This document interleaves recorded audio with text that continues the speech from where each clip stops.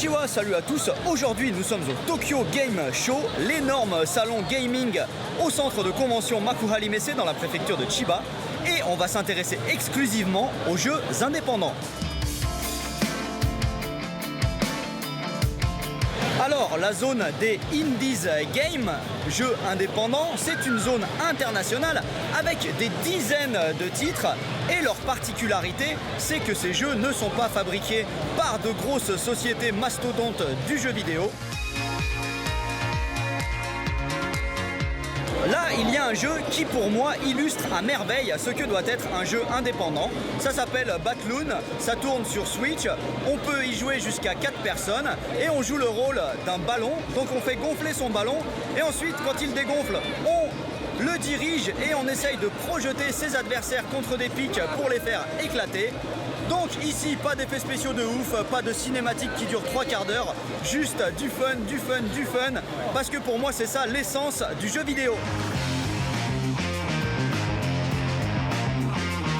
Derrière moi, il y a un jeu qui a gagné le prix du meilleur design pour les jeux indépendants, ça s'appelle Rotoring, et ça montre vraiment le côté très artisanal de certains indie games. En effet, là, tout est fait à base de plaques de bois et de lumière LED. Et en gros, on dirige une petite lumière blanche sur le cercle intérieur ou extérieur pour s'échapper. Là, il y a un jeu indie un peu particulier, mais je suis obligé de vous en parler, tellement j'adore la licence originale. Un jeu d'arcade sorti en 87 qui s'appelle Ninja Warriors et dans lequel on incarne des ninjas robots.